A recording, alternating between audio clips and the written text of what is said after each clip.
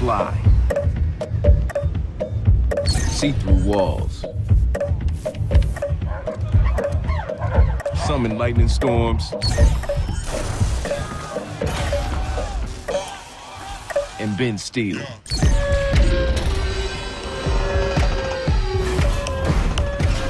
But do I have superpowers? Nah, I just have a phone. And a few other mobile devices. Watch Dogs 2, everyone is so thrilled that it's finally, it's almost here. We're really excited to show it to people. It's a completely new experience this time around. Watch Dogs has always been about reality, so it starts with the city we've picked. Like this time around, we go into San Francisco, the entire Bay Area. The attitude is a lot more like open-minded in these places. Like in California, everything is possible.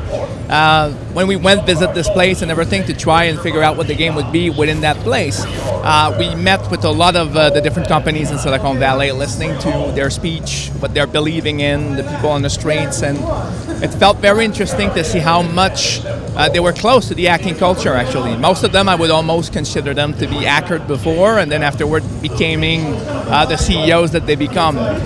So it's interesting then to go into that place, see all the possibilities, and then start thinking about the game. Like Marcus has been carved into those ideas. A younger hacker, brilliant, have all the life in front of him to question what has been preconceived and told them before. He was born in San Francisco, but was gentrified with his family out into Oakland, which is pretty typical of what happened in the San Francisco Bay Area.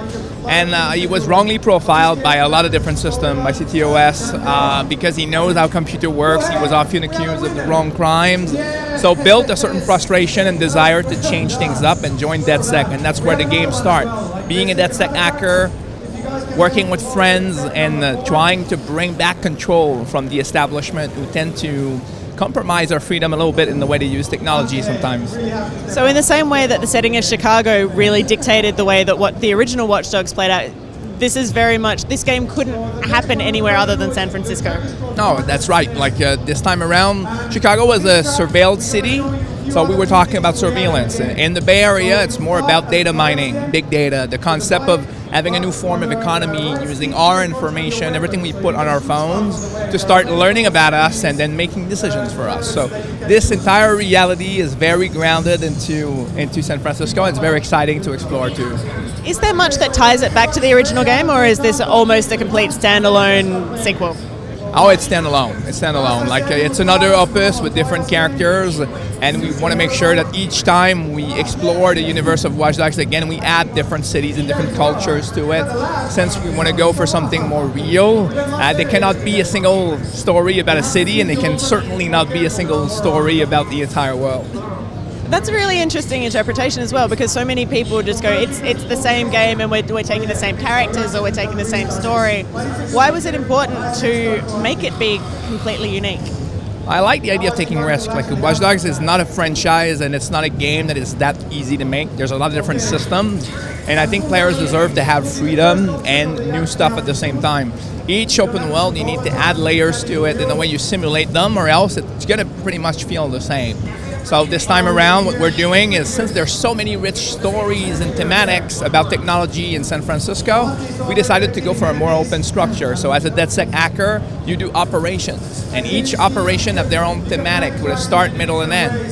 So for example, you could dig into social media's impact on democracy, and then on the other side dig into robotic and the advancements of AI, or then go into something more grounded to San Francisco with gentrification. And all of these operations you can either find in the world or unlock by getting more followers. And the more you do operations, the more you can expose truths to people, and then the more people get excited and want to join.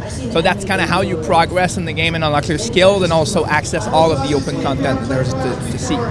And this game isn't quite set in our San Francisco that exists today, right now in 2016. It's in a slightly different one. But is it still based on what's actually happening today? Yes, definitely. Everything that is based on reality is where we are digging into. It's true for the city itself. It's also true for the different acts we're doing. So at the end of Watch Dogs 1, after a few months of vacation, we went to DEF CON at Vegas, and we went to listen to a lot of different hackers like proposing their problems and all the elements. And there was a guy who was showing how to hack cars and explaining that he would be digging into that in the next couple of years. So that's kind of where the hacking in cars everywhere around us comes from. At the same time, you can dig into stories about Oakland, learn a bit more about the impacts of gangs in there, like go into San Francisco downtown, learn about gentrifications. All of these elements are based on realities, even down to the different corporations and what they are digging into right now. How much of what's in Watch Dogs 2 would have been affected by the way that people experienced the original Watch Dogs? I know that there were some people who, when they were playing the game, possibly didn't play the game the way that you guys had thought maybe people would. I think the way I see it, it's always the player who's right. For me, a game is kind of like a music instrument. You give it to someone and you let them blow your mind with it. So when you release a game, you need to listen to them a lot. And they had interesting comments, like they wanted more control on the vehicles, for example. So we rebuilt the entire driving model to make sure that would happen, which was important because hacking every car while you go at 200 miles per hour, you need to have something that is easier to control. So there's that. Then they wanted more depth into the hacking. So this time around, we have something a lot more analog. So instead of pointing at things, pressing a button, and then it does a preconceived outcome, this time around you can lock on it and then decide which options, combine them with each other. You can remote control many different machineries instead of making them move up, down, for example. So it creates this feeling where you discover what you can do with physics, then you discover what you can do with AI, you realize you can get them arrested by changing their profile, send enemies about them, and when you start combining all these things together, it gets really exciting, and that's where you really become a hacker, right? Like you become this player that is able to look at a problem or a challenge and completely break it instead of addressing it. And that's the kind of thinking we want the players to be able to do in a second game. Third thing was the story. I think people wanted to have more narrative embedded into the fantasy. I think we've learned a lot from that, and in the second game with the Silicon Valley and the fact that you're part of a DedSec group, pretty much every single line is focused on this idea.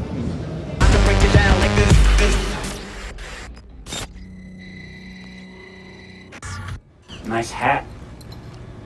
Nice mask. Okay, we're good.